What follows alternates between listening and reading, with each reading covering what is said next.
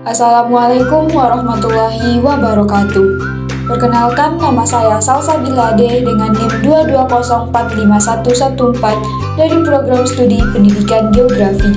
Pada hari ini, saya akan menayangkan hasil presentasi yang telah saya buat dengan tema permasalahan yang diakibatkan oleh dinamika kependudukan di Indonesia. Setiap negara mempunyai masalah di bidang kependudukan.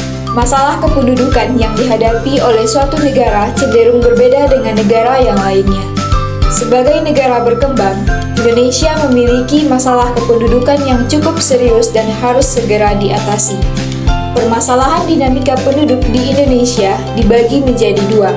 Yang pertama, permasalahan penduduk yang bersifat kuantitatif, yang terdiri dari overpopulation, pertumbuhan penduduk yang cepat, dan persebaran penduduk tidak merata.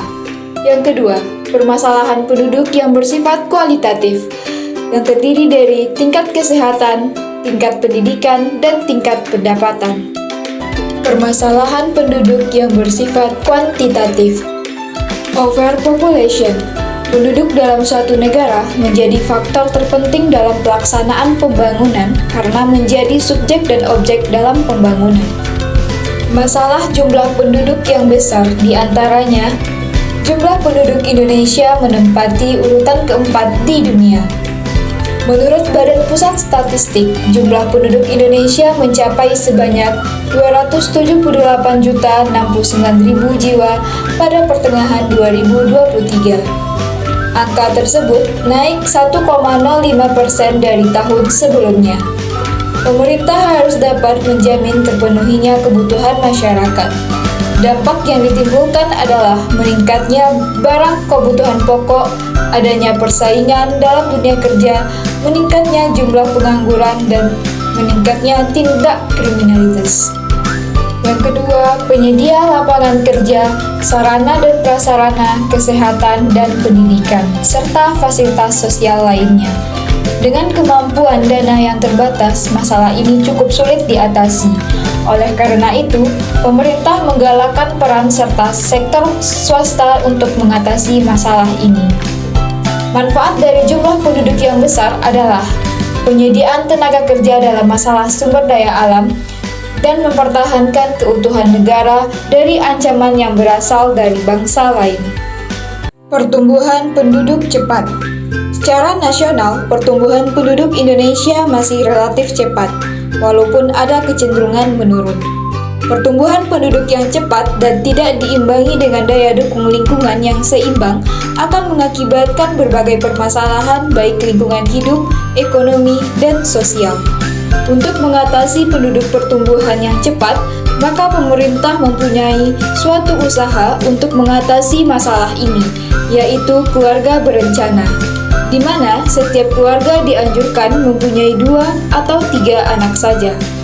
Tujuan pokok dari KB ini adalah menurunkan angka kelahiran dan meningkatkan kesehatan ibu dan anak. Persebaran penduduk yang tidak merata. Persebaran penduduk yang tidak merata, baik persebaran antar pulau, provinsi, kabupaten, maupun perkotaan atau pedesaan. Faktor yang menyebabkan tingkat migrasi ke Pulau Jawa naik antara lain pusat pemerintahan dan pertumbuhan ekonomi. Yang kedua, sebagian besar tanahnya vulkanis atau subur. Yang ketiga, pusat kegiatan ekonomi dari industri sehingga banyak tersedia lapangan kerja. Yang keempat, tersedia berbagai jenis jenjang pendidikan. Yang kelima, sarana komunikasi yang baik dan lancar. Permasalahan penduduk yang bersifat kualitatif. Tingkat kesehatan. Tingkat kesehatan di Indonesia masih tergolong rendah dan belum merata. Hal tersebut dikarenakan kualitas kesehatan penduduk tidak terlepas dari pendapatan penduduk di suatu daerah. Tingkat pendidikan. Tingkat pendidikan penduduk di negara-negara berkembang relatif lebih rendah dibandingkan negara maju. Demikian juga dengan tingkat pendidikan penduduk di Indonesia. Orang yang memiliki tingkat pendidikan tinggi diharapkan punya produktivitas yang tinggi. tingkat pendidikan diharapkan berbanding lurus dengan tingkat kesejahteraan, sehingga pembangunan dalam bidang pendidikan yang dilakukan pemerintah dapat membawa kesejahteraan penduduk.